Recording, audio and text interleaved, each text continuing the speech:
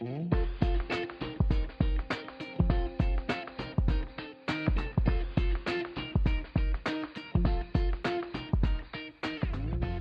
is graduate Anne. She has just received her degree in natural sciences.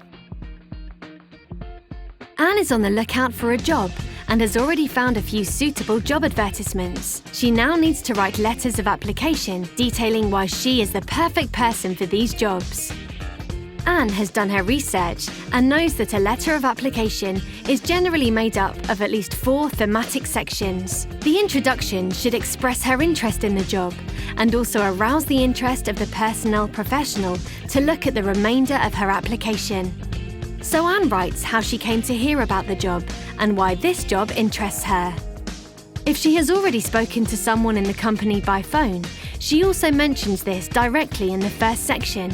In the main part of her application, Anne refers to the job advertisement and relates the theoretical and practical experience she has gained from her studies and work experience to the required job profile.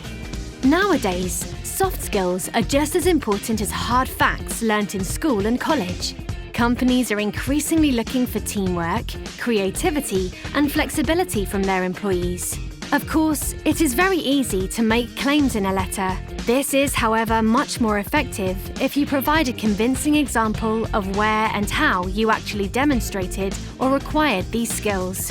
If she can supplement such information with foreign language and IT skills, this will certainly interest personnel professionals. Some job advertisements request information on earliest possible starting date or expected salary. Make sure that you don't make any rash promises, which an employee might hold you to later. In any case, you should express your interest in receiving an invitation to a job interview. By the way, you will find information about the content of the individual sections and other matters of form in the Career Services Digital Information Resource. Important do's and don'ts. Keep your sentences short and concise. Make sure that the individual paragraphs are clearly separated from each other. Find out the name of a direct contact person and address the letter of application to this person. A letter of application is not a formulated curriculum vitae. Select your most important skills in relation to the required qualifications. The letter of application ought never to be longer than 1 A4 page. The letter is only intended to arouse interest. Try to avoid using overused phrases or buzzwords. For example, no personnel employee wants to read over and over again, "I read your job description with great interest." Double-check that the contact person and company name are correct and written properly. Anne now uses this knowledge to draw up individual responses to the job advertisements she has to hand.